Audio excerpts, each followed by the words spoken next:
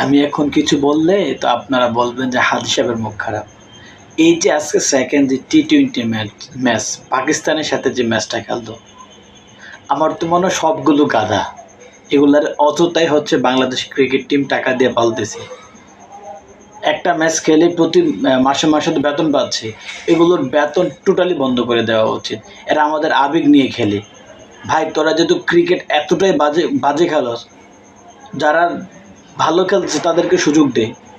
আমার তো মনে হচ্ছে এই মুহূর্তে তৌহিদ হৃদয়কে মিনিমাম ৪ থেকে ৫ ম্যাচের জন্য মানে পানি টানানো উচিত, ওকে দল থেকে বাদ দেওয়া উচিত অথচ শিক্ষার জন্য।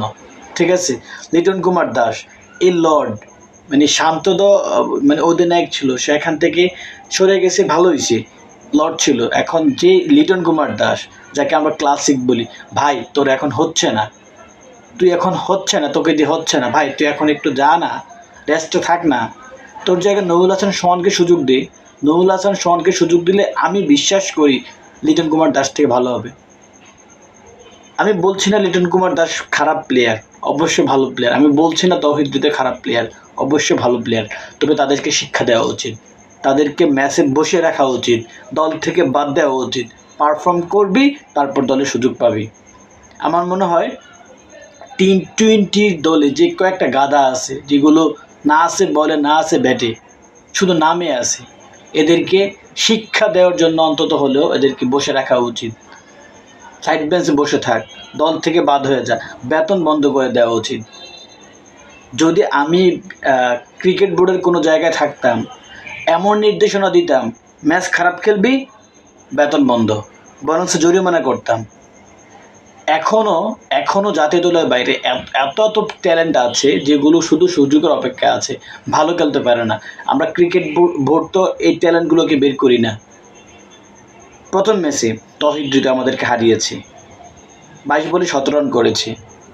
কি বাজে খেলা, যা প্রতি ওভারে 10 রান দরকার, 201 রানের টার্গেট খেলে টেস্টের মতো। আজকে বাহ, যা তা খেলছে। প্রথম ওপেন ভালোই করেছিল, 4 ওভারে ছিল 45 রান, যথেষ্ট ভালো ছিল। শুরুটা ভালো ছিল, আমরা তো অন্য সময় শুরু ভালো করতে পারতাম না, কিন্তু ইদানিং টি-20তে শুরুটা ভালোই হয়। কিন্তু মিডলে গিয়ে যখনই লিটন কুমার দাস আসে, যখনই তৌহিদ হৃদয় আসে, তখনই বাস খেলার আমরা আশায় ছেড়ে দিতে হয়। ভাই যদি না পারোস তোরা খেলা, গাদামিগিরি না করে, বলদগিরি না করে সাইড বেঞ্চে বসে থাক, নতুনদেরকে সুযোগ দিই।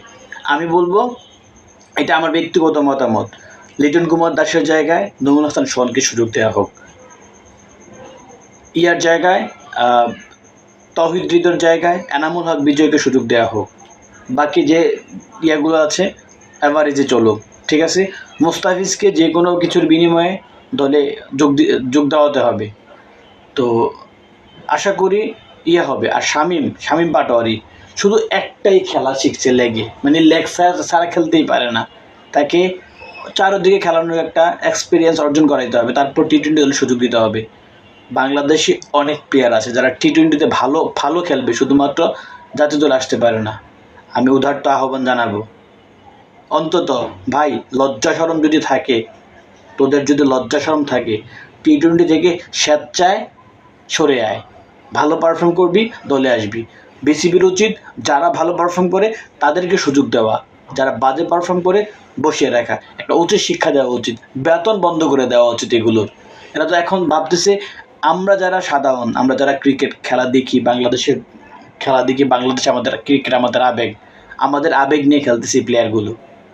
ভাই প্রত্যেকটা মানুষের একটা সময় থাকে, টাইমিং হয়। আমরা তো লোকাল ক্রিকেট খেলেছি নাকি, আমাদের তো একটা সময় থাকে, আমরা বুঝি যে কখন খেলা হচ্ছে, কখন খেলা হচ্ছে না।